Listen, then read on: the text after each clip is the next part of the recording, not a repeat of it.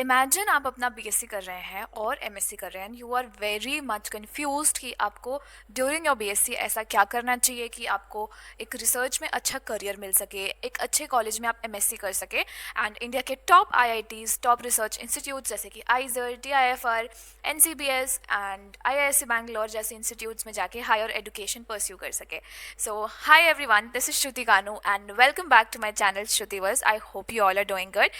For those who don't know me, I am Shruti Kanu. I have secured AIR 6 in IIT JAM and I also cleared many more entrance exams required for MSc and integrated PhD in India. And in this video, I will tell you कि अगर if I had to start from the beginning that currently I'm in my first year of BSc, what things I should do right, और MSc में आकर भी what things I should do or I would do to build my career in research, or if I want to do PhD abroad. So this video is all about what if I had to start from beginning, what changes I would make, what extra thing I would do to get an upper hand in this rat race. First of all, just after 12th, or maybe people are trying for other entrance exams like NEET, JEE, they are not successful, they join this degree program which is BSc or honors or anything in specialization in any subjects like botany, zoology, life science, biotechnology. That time people are very nonchalant कि हमको क्या पढ़ना है नहीं पढ़ना है. They are not focused about it.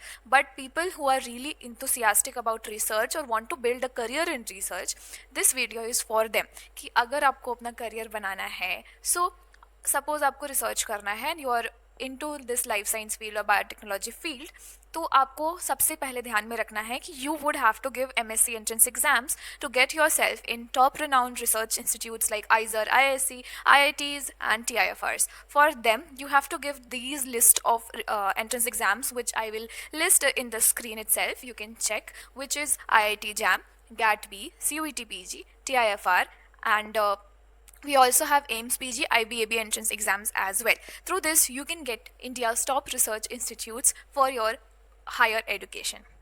So, अगर आपका प्लान इसके लिए प्रिपेयर करना है, सो आई वुड सजेस्ट कि बीएससी के फर्स्ट ईयर में you get yourself comfortable with the syllabus of your course as well as the entrance exam syllabus. Now बहुत लोग मुझसे पूछते हैं कि दीदी किसका प्रिपरेशन करें कि सबका सिलेबस ऑलमोस्ट कवर हो जाए. So let me tell you कि सबका सिलेबस यहाँ पे 19-20 है. दैट मीन्स almost similar है. So if you prepare for IIT JAM and do questions of all sorts of exams like 15 to 20 years के, अगर आप PYQ solve कर रहे हैं, and trust me, no other source of question is better than PYQs. You can get chapter wise PYQs of all subjects जैसे कि physics, chemistry, maths and biology for IIT JAM के लिए जो भी required होता है in my telegram channel. And if you want full length papers, आप download भी कर सकते हैं इन एग्जाम्स की ऑफिशियल वेबसाइट में जाके, जैसे कि IIT JAM की वेबसाइट, TIFR की वेबसाइट और गेट एक्सेल के भी वेबसाइट में आप जाकर देख सकते हैं. So for solving questions, you can download 15 years or 20 years if available of these exams and solve.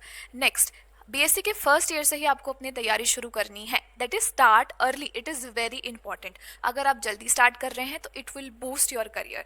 BSc के फर्स्ट ईयर से अगर आप फोकस रहेंगे कि आपको रिसर्च में जाना है, आप धीरे धीरे अपना सिलेबस जो आपका कॉलेज का है उसके साथ आप एंट्रेंस एग्जाम का भी सिलेबस पढ़ रहे हैं, क्वेश्चन सॉल्व करें तो थोड़ा बर्डन कम हो जाता है. इसी के साथ आई वुड सजेस्ट कि जैसे ही आप सेकेंड ईयर में जा रहे हैं, ट्राई टू ग्रैब अपॉर्चुनिटीज. जैसे कि अगर आपको कोई वर्कशॉप अटेंड करने को मिल रहा है, कोई हैंड्स ऑन एक्सपीरियंस मिल रहा है, कोई भी इंटर्नशिप अगर आपको मिल रही है, गो grab that in research. And अगर आप ये अर्ली कर लेंगे ना, इंटर्नशिप्स या वर्कशॉप्स या हैंड्स ऑन, तो आपको ये भी पता चलेगा कि whether you are really into research और not, because it really requires patience and dedication as well. And also सिर्फ रिसर्च में वेट फील्ड नहीं होता है, ड्राई फील्ड भी होता है. तो अगर आप थोड़ा हैंड्स ऑन करेंगे, they will get to know whether you like dry work और वेट वर्क.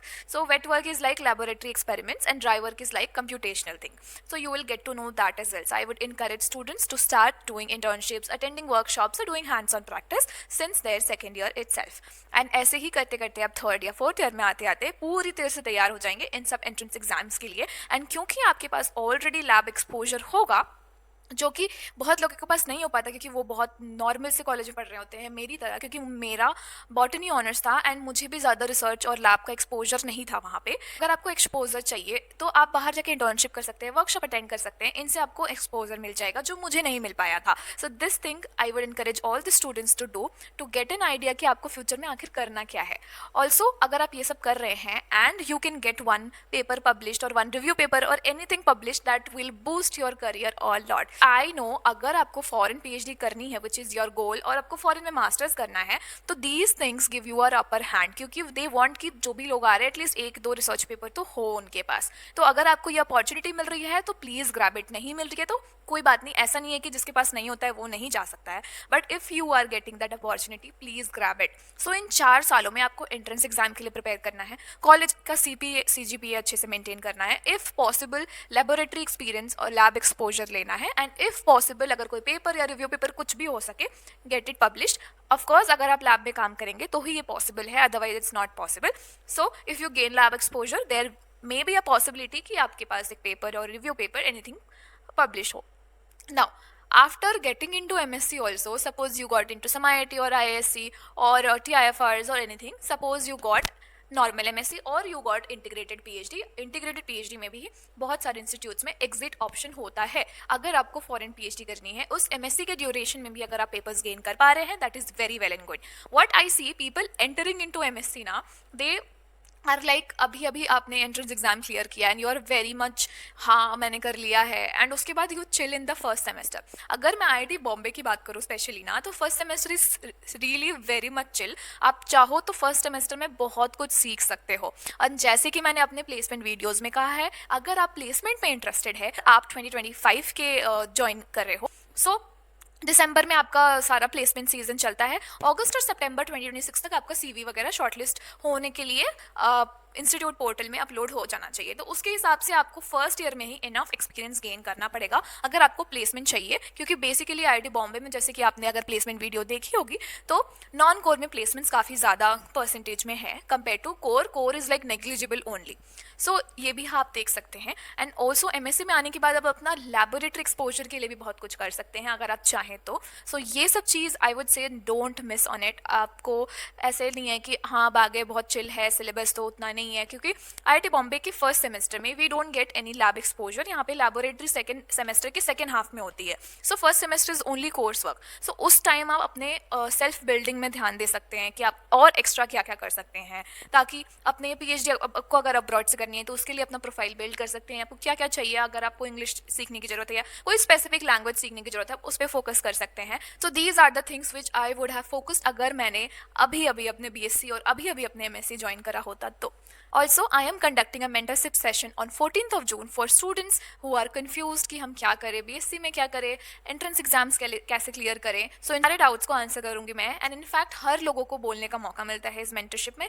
इट्स लाइक एक लोग अपना डाउट पूछेगा ना, आई आंसर दैट, एंड उस समय बाकी लोग भी उस डाउट्स को सुन रहे होते हैं, तो they get really great clarity about all the things. अगर उनके दिमाग में हो सकता है वो डाउट ना आए तो दूसरे के पूछने से वो डाउट क्लियर हो जाता है। And sometimes I try to bring other scholars as well from all over India जो भी अवेलेबल हो सकते हैं फॉर दिस मेंटरशिप सेशन, जो आपको गाइड कर सकते हैं। So if you want to join it's on 14th of June and इसकी fee is only ₹150।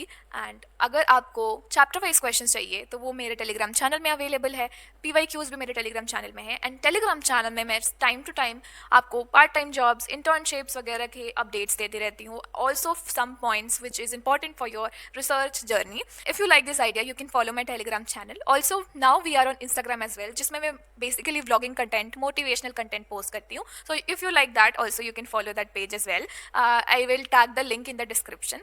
Thank you so much for watching. Bye bye.